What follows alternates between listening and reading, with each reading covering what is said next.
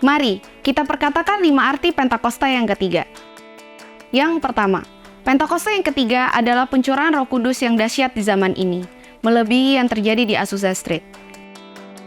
Yang kedua, Pentakosta ketiga akan mengakibatkan penuaian jiwa yang terbesar dan terakhir sebelum Tuhan Yesus datang kembali.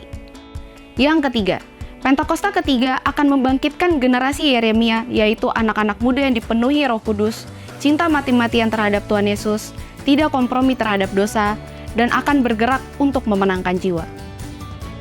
Yang keempat, Pentakosta ketiga lahir di Indonesia dan bergerak ke bangsa-bangsa.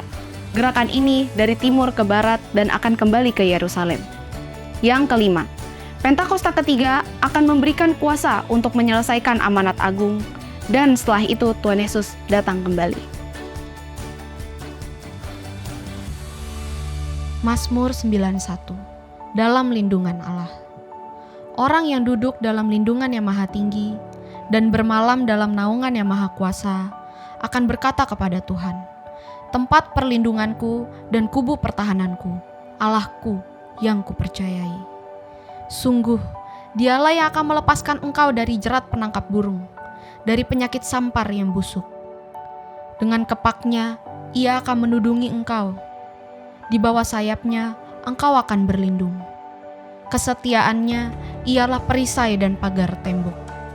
Engkau tak usah takut terhadap kedahsyatan malam, terhadap panah yang terbang di waktu siang, terhadap penyakit sampar yang berjalan di dalam gelap, terhadap penyakit menular yang mengamuk di waktu petang. Walau 1.000 orang rebah di sisimu, dan 10.000 di sebelah kananmu, tetapi itu tidak akan menimpamu. Engkau hanya menontonnya dengan matamu sendiri, dan melihat pembalasan terhadap orang-orang fasik. Sebab Tuhan, ialah tempat perlindunganmu. Yang maha tinggi, telah kau buat tempat perteduhanmu. Malapetaka tidak akan menimpa kamu, dan tulah tidak akan mendekat kepada kemahmu. Sebab malaikat-malaikatnya akan diperintahkannya kepadamu untuk menjaga engkau di segala jalanmu. Mereka akan menatang engkau di atas tangannya, supaya kakimu jangan terantuk kepada batu. Singa dan ular tedung akan kau langkahi. Engkau akan menginjak anak singa dan ular naga. Sungguh, hatinya melekat kepadaku, maka aku akan meluputkannya. Aku akan membentenginya sebab ia mengenal namaku. Bila ia berseru kepadaku, aku akan menjawab. Aku akan menyertai dia dalam kesesakan. Aku akan meluputkannya dan memuliakannya. Dengan panjang umur akan kukenyangkan dia, dan akan kuperlihatkan kepadanya keselamatan daripadaku. Terpujilah Tuhan, Allah yang kami tinggikan di atas segala pujian kami. Terima kasih Tuhan Yesus. Kasih Tuhan sungguh mulia, tulus dan sempurna mengasihiku. Pengorbanan di Kalvari sungguh berharga, kau tebus dosaku. Terpujilah Tuhan Yesus, ditinggikan di atas pujian. Dari dalam lubuk hatiku, ku sujud dan berterima kasih.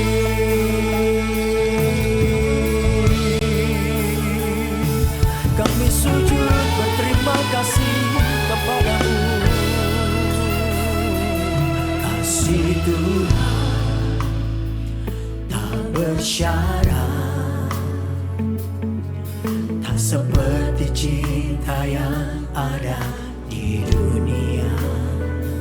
Selalu memberi lebih dari yang layak ku terima di hidupku.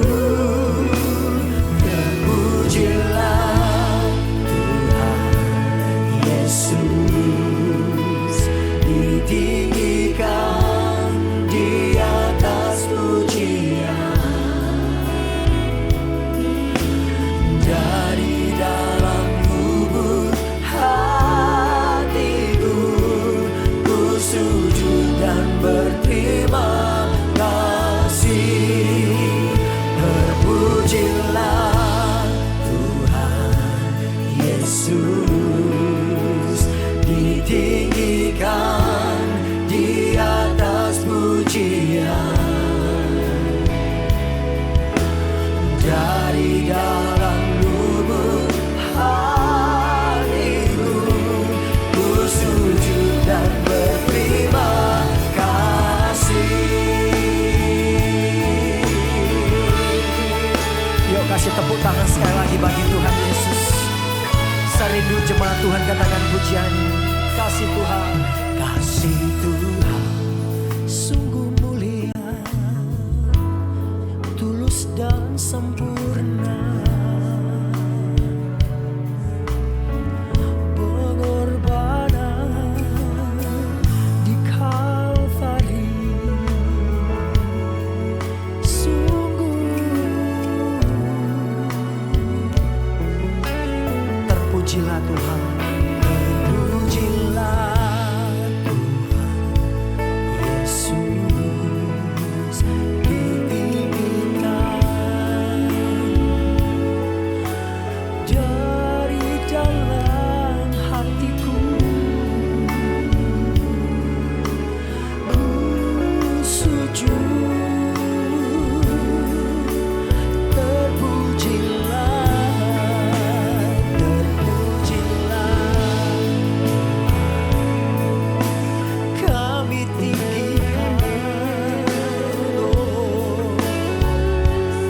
Kami memuji Engkau Tuhan, hati kami bersyukur kepadamu. Dari hati kami yang paling dalam, kami sujud memujimu. Sama-sama sekali lagi katakan terpujilah, terpujilah Tuhan Yesus, ditinggikan di atas pujian.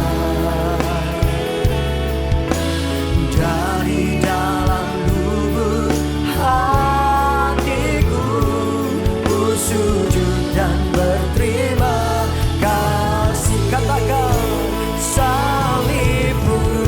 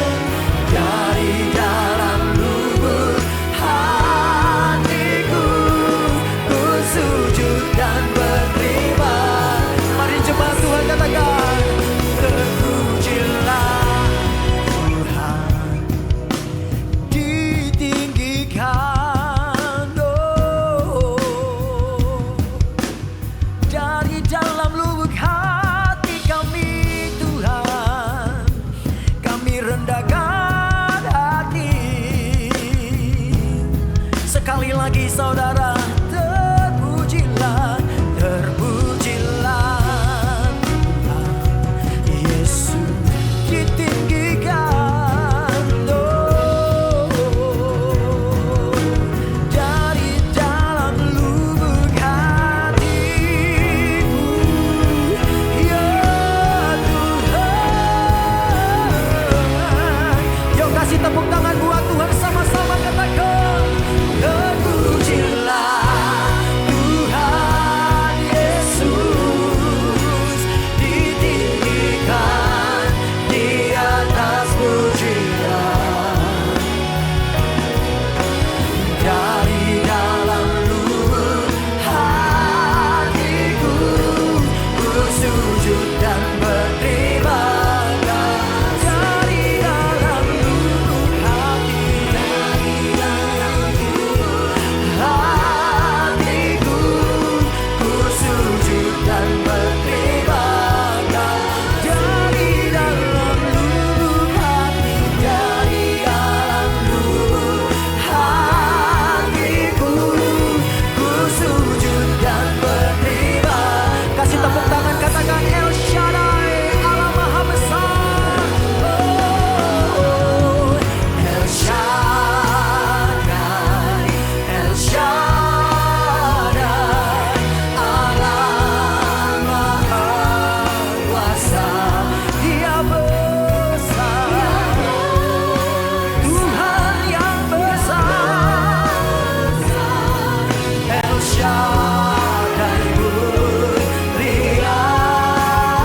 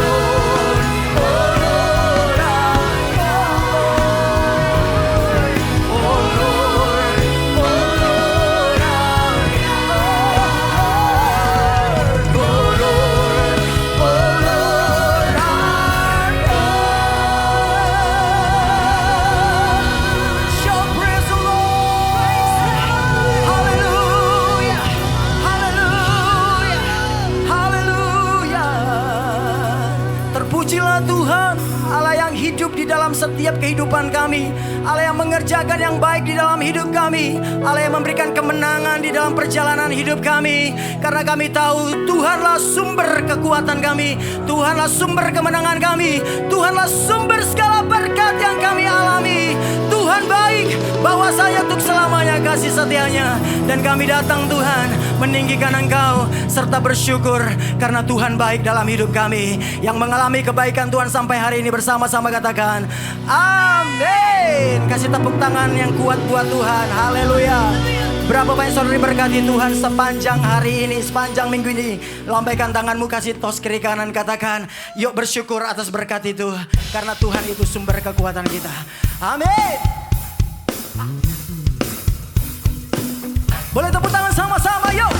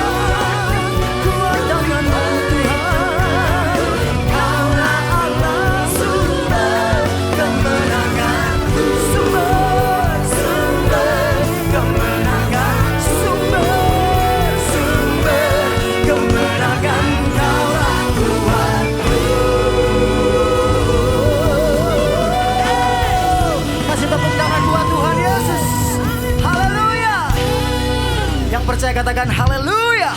Amin. Tepuk tangan sekali lagi buat Tuhan Yesus. Silakan duduk kembali. Bapak Ibu yang dikasihi Tuhan, saya percaya pertolongan kita, perlindungan kita hanya Yesus. Ada banyak hal yang akan terjadi di dalam kehidupan kita, tapi percayalah ketika kita andalkan Tuhan, maka Tuhan yang akan menyelesaikan segalanya di dalam kehidupan kita. Dan kita berjalan tidak menjadi lelah, berlari tidak menjadi letih, karena Tuhan kemenangan kita. Yang setuju kasih tepuk tangan buat Tuhan Yesus. Terima kasih Tuhan. Kami memilih untuk tetap percaya. Sekalipun kami melihat masalah gunung itu belum berpindah, kami tetap percaya rencana-Mu yang terbaik. Kau yang punya kendali Tuhan, Kau yang punya kuasa.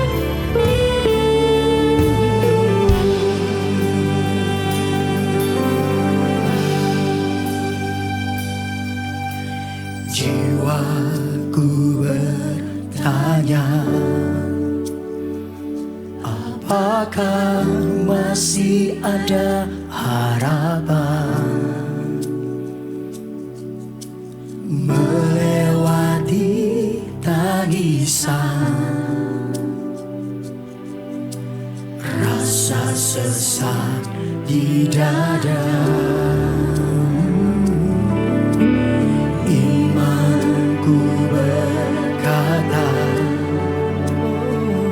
Tuhanku yang pegang kuasa, Dia selalu bekerja meski mata ku tak melihat. Walaupun gunung itu tak berpindah, tetap percaya Kau yang punya kuasa. Sekalipun ku dalam lembah gelap, tak mengapa asal Kau di sampingku. Walaupun masalahku masih ada, tetap percaya rencana-Mu terindah. Pribadimu takkan pernah berubah. Iman yang aku pegang padamu Tuhan yang setia. Engkau yang terus percaya sama Tuhan, kasih tepuk tangan buat Dia, Allah yang setia bersama kita.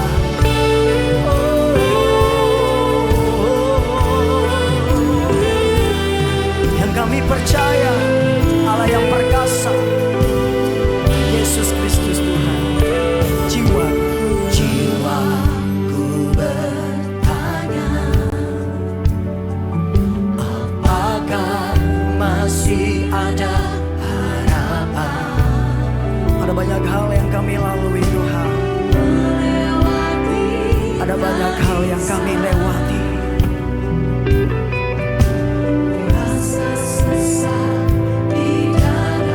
Namun yang kami percaya Tuhan, iman kami berkata,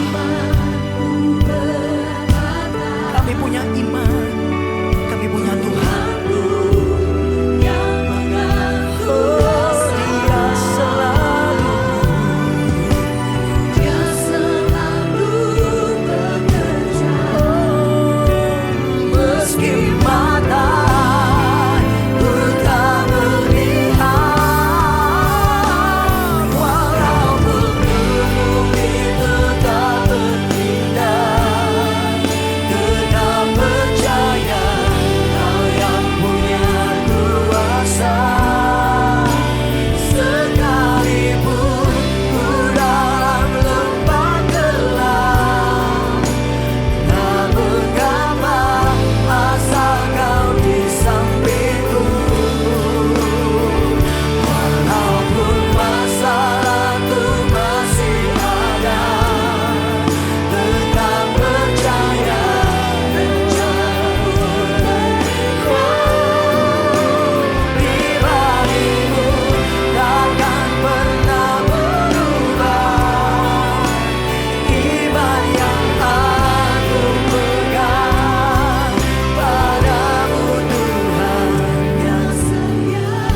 jemaat saja katakan, walaupun gunung itu tak berpindah. Katakan, walaupun gunung itu tak berpindah, tetap percaya. Perkataan imanmu mematahkan segala kelemahan, kekhawatiran, keraguan. Sebab Allah bekerja karena iman. Apapun yang sedang kita hadapi, perkatakan iman. Walaupun masalahku, Tuhan beserta kami. Tak sekalipun kami dibiarkan berkumpul sendiri. Engkau tidak pernah berubah. Engkau setia dulu, sekarang, dan selamanya. Tetap menyertai kami. Amin. Padamu Tuhan. Saudara kita bangkit berdiri bersama-sama. Nyatakan imanmu. Walaupun gunung itu tak berpindah, tetap percaya Kau punya kuasa. Sekalipun ku dalam lembah gelap, amin, tak mengapa. Mari umat yang percaya nyatakan, walaupun masalahku masih ada, tetap percaya rencanamu yang selalu terindah. Imanku takkan pernah berubah. Iman yang aku pegang. Mari aku yang percaya katakan, aku percaya berkat-Mu atasku melimpah. Haleluya.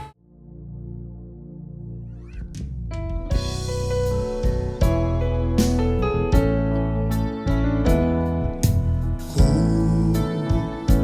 bersyukur sebab Kau setia. Ku memuji-Mu karena Kau sangat baik. Mulialah nama-Mu. Ku tinggikan, ku agungkan selama hidupku.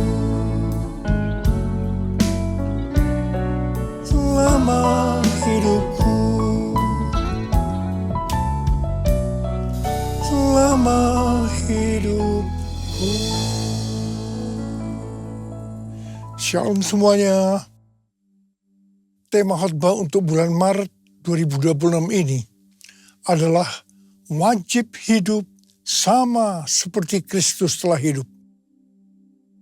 Tahun 2026 adalah tahun amanat agung.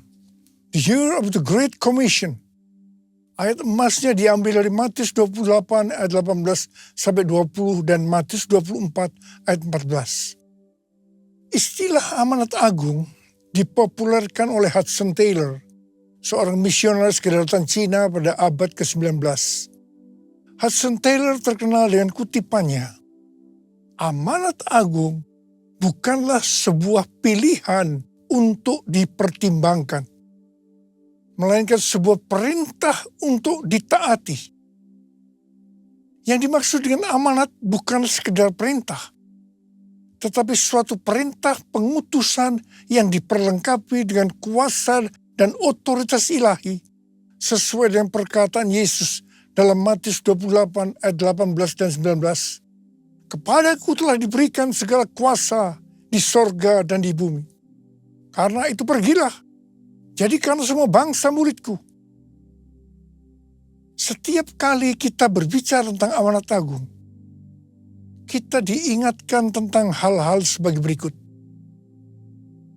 Sesuai dengan Roma 8 ayat 29, maka kita sebagai orang-orang pilihan Tuhan sudah ditentukannya dari semula untuk menjadi serupa dengan gambar Yesus. Artinya, kita harus menjadi murid Yesus. Jadi goal kita sebagai orang percaya adalah menjadi murid Yesus. Siapa yang dimaksudkan dengan murid Yesus? Sesuai dengan 1 Yohanes 2 ayat 6. Murid Yesus adalah mereka yang hidupnya sama seperti Kristus telah hidup. Kalau kita hidup sama seperti Kristus telah hidup, maka kita akan menjadi serupa dengan gambarnya. Artinya kita menjadi murid Yesus. Tugas utama dari murid Yesus sesuai dengan Matius 28 ayat 18 sampai dengan 20 adalah menjadikan orang lain menjadi murid Yesus. Ini adalah amanat agung Tuhan Yesus. Jadi tugas utama dari murid Yesus tanpa memandang profesinya adalah menyelesaikan amanat agung. Untuk bisa menyelesaikan amanat agung, tidak bisa dengan kekuatan sendiri, tetapi harus dengan kuasa Roh Kudus. Hari-hari ini kita berada di era Pentakosta ketiga.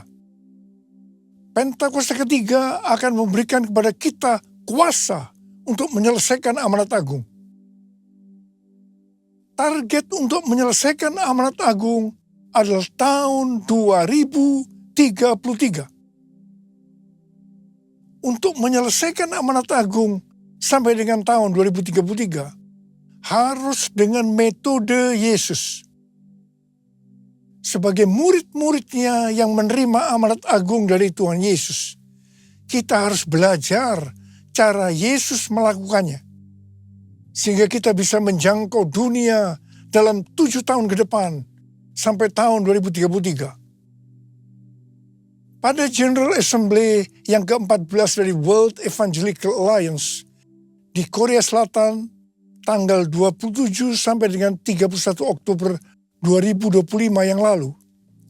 Temanya adalah The Gospel for Everyone by 2033. Di sini Rick Warren menyampaikan tentang metode Yesus untuk menyelesaikan amanat agung yang berlaku di mana saja dan kapan saja. Metode ini disingkat dengan PEACE. P, pass on the good news. Sampaikan kabar baik, Injil kepada orang lain. E, equip disciples. Perlengkapi para murid agar mereka bisa bertumbuh dan melayani. E, alleviate suffering. Ringankan penderitaan orang lain dengan menolong mereka. C, continually pray. Berdoa terus-menerus. E, establish new churches. Dirikan gereja-gereja baru. Jadi ada 5 hal metode Yesus untuk menyelesaikan amanat agung. Yang pertama, sampaikan kabar baik Injil kepada orang lain. Yang kedua, perlengkapi para murid agar mereka bisa bertumbuh dan melayani. Yang ketiga, ringankan penderitaan orang lain dengan menolong mereka. Yang keempat, berdoa terus-menerus. Dan yang kelima, dirikan gereja-gereja baru. Supaya kita bisa melakukan seperti yang Yesus lakukan, maka seperti apa yang tertulis dalam 1 Yohanes 2 ayat 6, bahwa kita wajib hidup sama seperti Kristus telah hidup. Ku mau hidup seturut kehendak Tuhan. Ku mau memberi semua yang ku dapat berikan. Ku mau cinta Dia lebih dari semua. Ku tak dapat membalas kasih-Nya.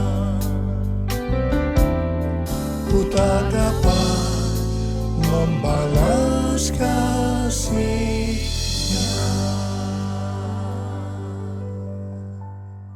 Hal-hal yang dilakukan Tuhan Yesus pada waktu dia berada dalam dunia ini adalah sebagai berikut. Yang pertama, Tuhan Yesus mengajar kita bahwa segala sesuatu harus dimulai dengan doa. Katakan amin. Untuk memulai hari yang baru, pagi-pagi benar Tuhan Yesus akan berdoa lebih dahulu.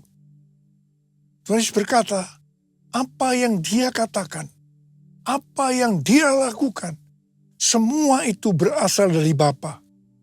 Yang berarti apa yang Tuhan Yesus katakan dan apa yang Tuhan Yesus lakukan, semua berasal dari doa, hubungan yang intim dengan Bapa. Kata peace dibuat sebagai singkatan supaya mudah diingat, bukan sebagai urutan metode yang harus dijalankan. Bagi saya, yang menjadi prioritas utama yang harus dilakukan lebih dahulu adalah continually pray atau berdoa terus-menerus. Baru keempat hal lainnya dilakukan sebagai hasil dari doa tersebut. Pada bulan November tahun 2025 yang lalu, ada pertemuan Advancing the Kingdom Initiative atau ADKI di Louisiana, Amerika Serikat yang dihadiri oleh lebih dari 400 hamba Tuhan dari lebih dari 100 negara yang mewakili sekitar 180 juta orang. Salah satu kesimpulan dari hasil pertemuan itu, mereka sepakat bahwa untuk menyelesaikan amanat agung sampai dengan tahun 2033 harus dimulai dengan doa, puasa, dan mengandalkan Roh Kudus. Hal yang kedua yang dilakukan oleh Tuhan Yesus pada waktu dia berada di dalam dunia ini, yaitu Tuhan Yesus memberikan contoh dalam hal memberi. Keselamatan yang kita dapatkan karena Tuhan Yesus memberi. Apa yang diberikan? Ia memberikan nyawanya untuk kita. Sekali lagi saya mau katakan, Tuhan Yesus memberikan nyawanya untuk keselamatan kita. Kemudian, apa yang harus kita lakukan untuk membalas semua ini? Roma 12 ayat 1 berkata, karena itu saudara-saudara, oleh kemurahan Allah, aku menasihatkan kamu, supaya kamu mempersembahkan tubuhmu sebagai persembahan yang hidup, yang kudus, dan yang berkenan kepada Allah. Itulah ibadahmu yang sejati. Keinginan terbesar dari kita seharusnya hidup kudus dan berkenan kepada Allah. Kita harus hidup bagi Allah. Kita harus mempersembahkan tubuh kita yang sudah mati terhadap dosa dan sebagai rumah Roh Kudus kepada Allah.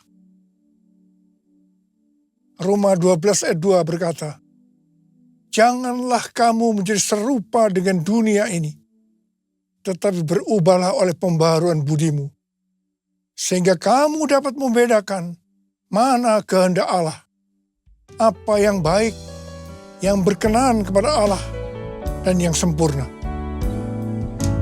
Bapa, ku persembahkan tubuhku sebagai persembahan yang hidup, kudus, dan yang berkenan padamu, sebagai ibadah yang sejati.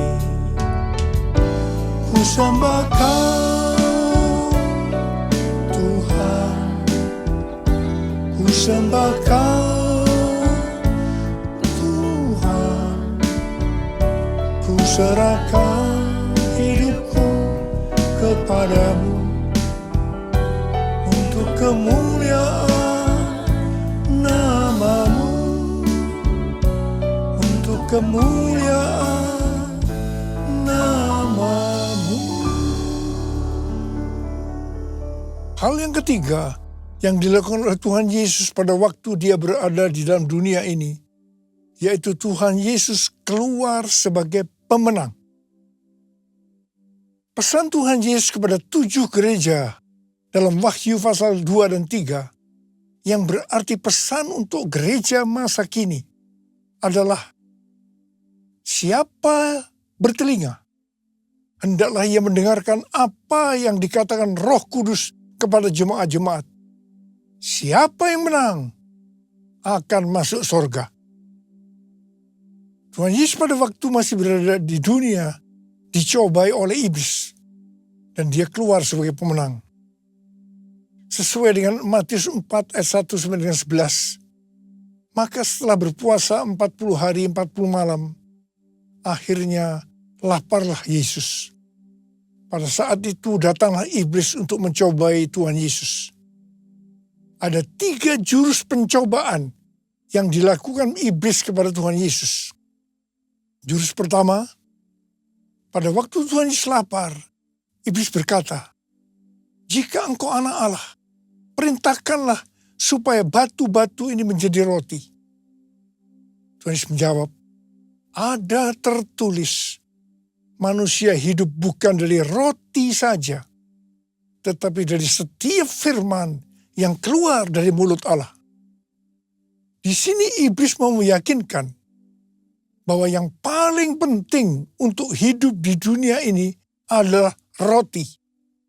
Yang berbicara tentang makanan, pakaian, kekayaan, harta benda. Jadi ini yang menurut iblis harus dicari dengan segala macam cara. Tetapi Tuhan Yesus menjawab bahwa manusia hidup bukan dari roti saja, tetapi dari setiap firman yang keluar dari mulut Allah. Tuhan Yesus mengingatkan kita melalui perumpamaan yang diberikan tentang seorang penabur benih. Ada benih yang jatuh di antara semak duri. Benih itu tumbuh, tetapi karena terhimpit oleh semak duri, maka ia tidak berbuah.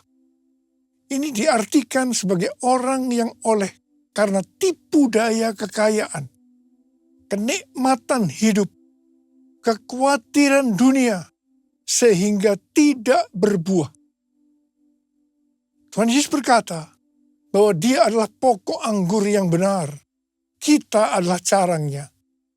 Setiap carang yang tidak berbuah akan dipotong, jatuh ke tanah, menjadi kering, disapu, dan dibuang ke dalam api. Jangan sampai kita mengalami hal yang seperti ini. Tuhan Yesus juga mengingatkan kita, jangan kamu khawatir apa yang akan kamu makan, apa yang akan kamu minum, apa yang akan kamu pakai. Semua itu dicari oleh bangsa-bangsa yang tidak mengenal Allah. Tapi Bapamu yang di sorga tahu bahwa kamu memerlukan semua itu. Karena itu, carilah dulu kerajaan Allah dan kebenarannya. Maka semuanya akan ditambahkan kepadamu. Kita diingatkan, kita harus menjadi pemenang seperti Tuhan Yesus yang sudah menang. Jurus yang kedua yang dilakukan iblis kepada Tuhan Yesus, yaitu tentang mencobai Allah. Iblis membawa Tuhan Yesus ke bait suci dan menempatkannya di pinggir atap bait Allah. Lalu berkata kepadanya, "Jikalau engkau anak Allah, jatuhkanlah dirimu ke bawah. Sebab ada tertulis, mengenai engkau ia akan memerintahkan malaikat-malaikatnya, dan mereka akan menatang engkau di atas tangannya, supaya kakimu jangan terantuk kepada batu." Yesus berkata, ada pula tertulis, janganlah engkau mencobai Tuhan Allahmu. Hati-hati, iblis menggunakan ayat yang diputar balikkan supaya kita jatuh dalam dosa. Di sini Tuhan Yesus sebagai anak Allah tahu bahwa orang yang menjatuhkan diri dari tempat tinggi karena hukum gravitasi akan jatuh dan mati. Karena itu Tuhan Yesus berkata, jangan mencobai Allah.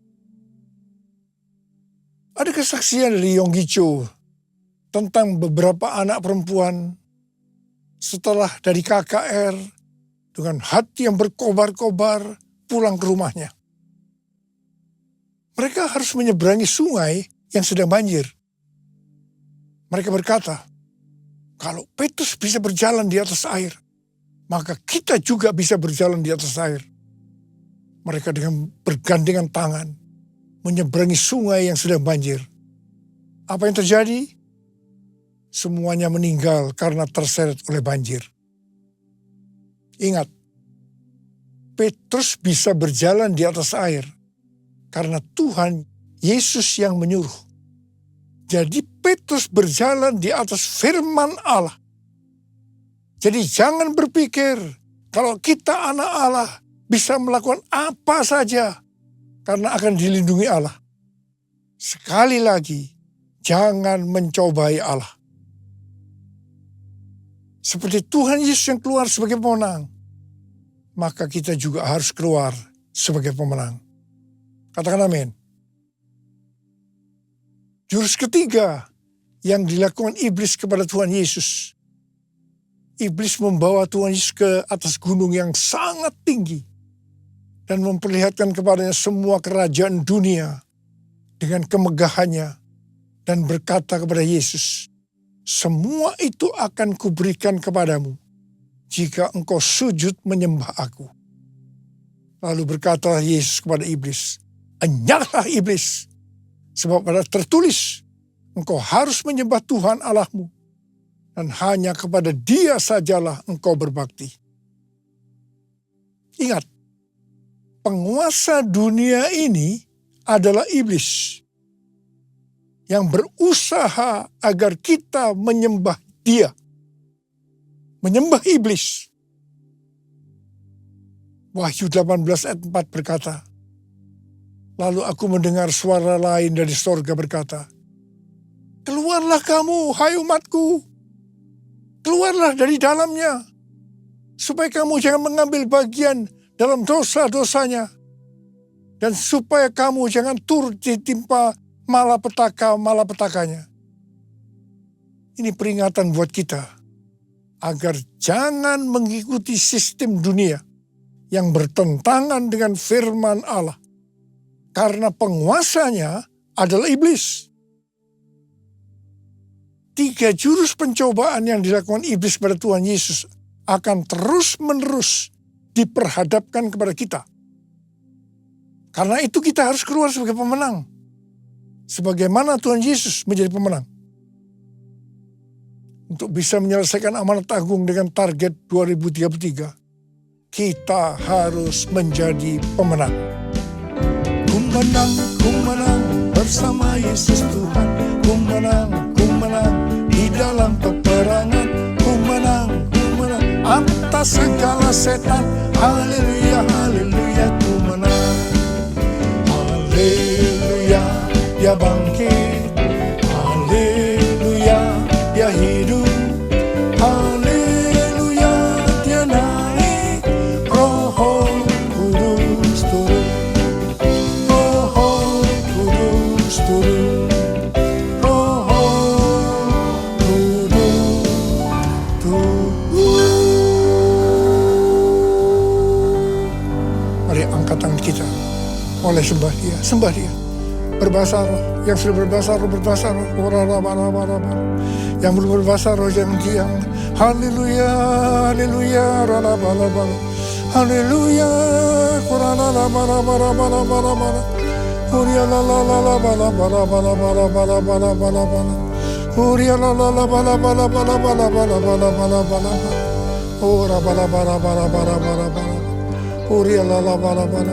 Tuhan, kami berdoa buat anak-anak-Mu. Kami mengerti bahwa kami semua wajib hidup sama seperti Kristus telah hidup untuk bisa menyelesaikan amanat agung dengan metode Yesus. Tuhan, terima kasih berikan kami kuasa untuk menyelesaikan amanat agung. Terima pengurapan Tuhan, terima kuasa dalam nama Yesus, haleluya, haleluya, amin.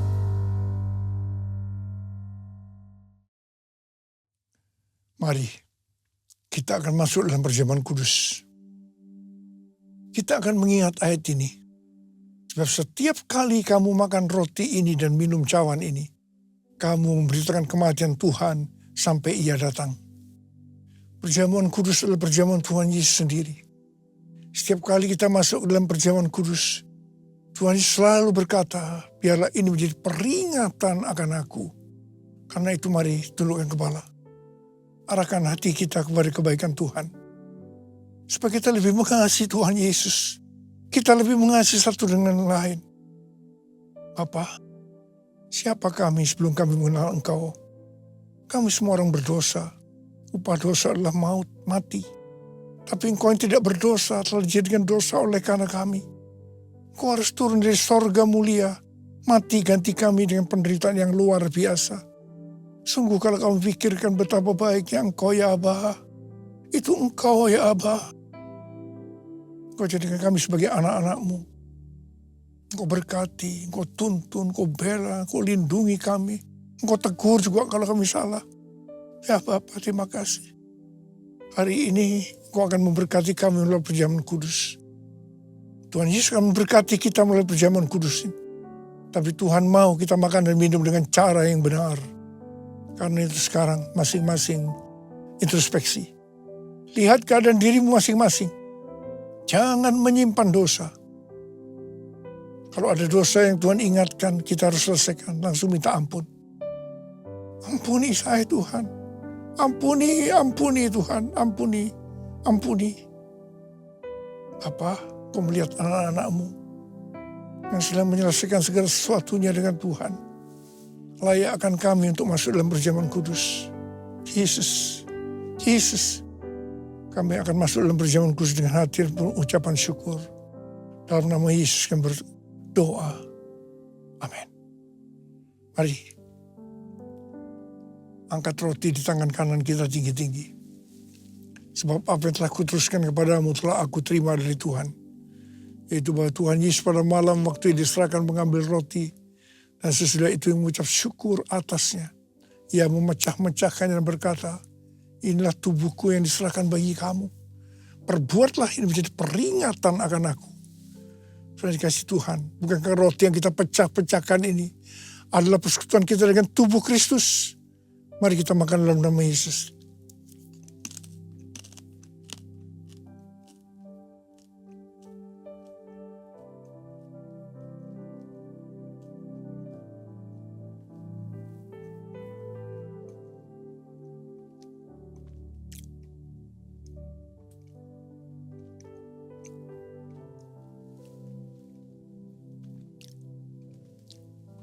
Mari, angkat cawan di tangan kanan kita tinggi-tinggi.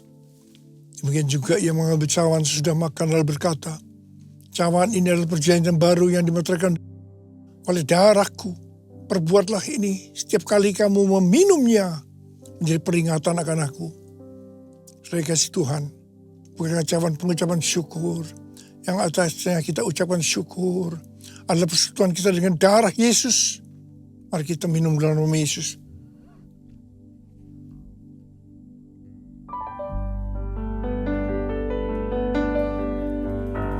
Ucapkan syukur dan terima kasih dengan suara.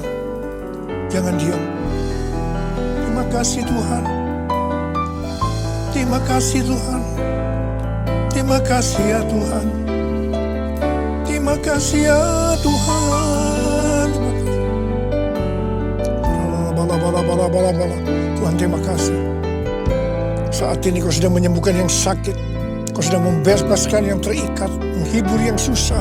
Menguatkan yang lemah. Memberikan pengharapan yang baru bagi yang datang dari keadaan putus pengharapan. Bapa terima kasih. Terima kasih Bapa buat kebaikan. Terima kasih.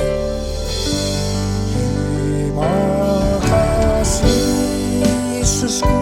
Terima kasih Yesusku.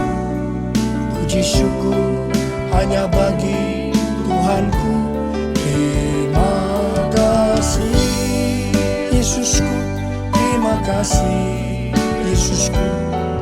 Puji syukur hanya bagi Tuhanku. Terima kasih Tuhan.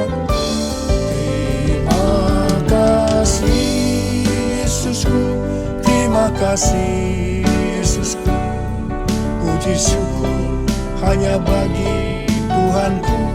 Terima kasih Yesusku, terima kasih Yesusku, puji syukur hanya bagi Tuhanku.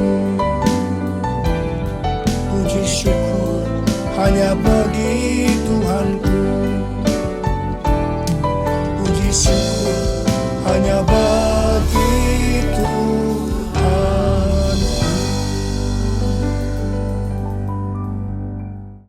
Hai Church, sebelum kita memberikan persembahan, saya ingin mengajak saudara untuk berdoa terlebih dahulu. Mari kita bersatu di dalam doa. Tuhan, terima kasih atas berkat dan penyertaan Tuhan di minggu ini. Sebentar kami ingin memberikan apa yang kami miliki untuk memperbesar kerajaan-Mu dan meninggikan nama-Mu. Di dalam nama Tuhan Yesus kami berdoa dan bersyukur. Amin. Bagi saudara yang ingin memberikan persembahan, saudara bisa men-scan QR code ataupun nomor rekening yang ada di layar. Dan bagi saudara yang membutuhkan amplop persembahan, saudara bisa mengangkat tangan agar usher bisa membantu saudara. Dan berikut pengumuman Puri Intergen Church di minggu ini. Doa dan penyembahan Intergen Prayer Selasa 17 dan 24 Maret 2026 diliburkan dan akan kembali diadakan Selasa 31 Maret 2026 jam 7 malam di Revival Hall Gedung House of Blessing. Hai wanita-wanitanya Tuhan, ibadah Women in Christ Kamis 19-26 Maret dan 2 April 2026 diliburkan dan ibadah ini akan kembali pada tanggal 9 April 2026 yang akan dilayani oleh Pastor Timothy Abraham jam 10 pagi di GB Puri Indah Mall basement G4 zona merah. Ministry Fair hadir kembali pada tanggal 15, 22, 29 Maret, dan 5 April. Di sana, Anda bisa mengenal lebih dekat setiap ministry dan menemukan tempat terbaik untuk melayani sesuai dengan talenta yang Tuhan berikan. Dan jangan lewatkan Puncak Ministry Fair pada 18 April 2026. Dan jangan lewatkan Puncak Ministry Fair pada 18 April 2026, di mana setiap peserta yang mendaftar akan bertemu langsung dengan perwakilan dari setiap departemen pelayanan. Jadi, tunggu apa lagi? Datangi booth-nya, temukan pelayanan Anda, dan daftarkan diri Anda hari ini.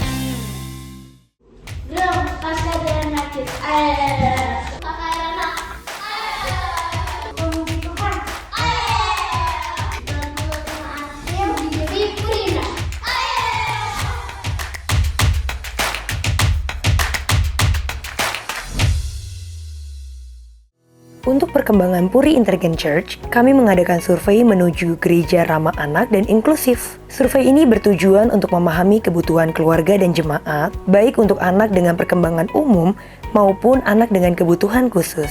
Partisipasi Anda sangat berarti untuk membantu kami membangun pelayanan anak yang semakin ramah, inklusif, dan mendukung pertumbuhan setiap anak secara maksimal. Yuk scan QR yang ada di layar dan luangkan waktu beberapa menit untuk mengisi survei ini. Puri Intergen Church menunjukkan kepedulian nyata kepada sesama. Bertempat di gedung House of Blessing, gereja mengadakan buka bersama yang ditujukan bagi para tim pengamanan, petugas kebersihan, serta teknisi dari gedung dan gereja.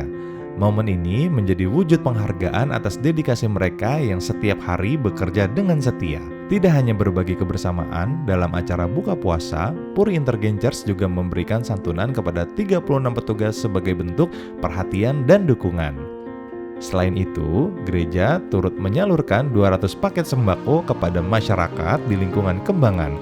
Melalui kegiatan ini, Puri Intergen Church percaya bahwa kasih dapat dinyatakan melalui tindakan nyata, menguatkan, memberkati, dan membawa harapan bagi banyak orang. Karena kita berbagi, kasih Tuhan dinyatakan bagi dunia.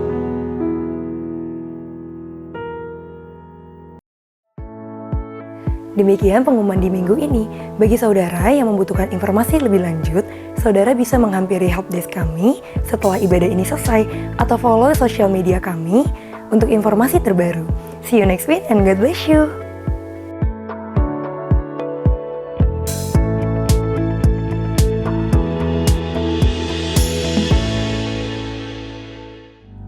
Sekarang terimalah berkat Tuhan.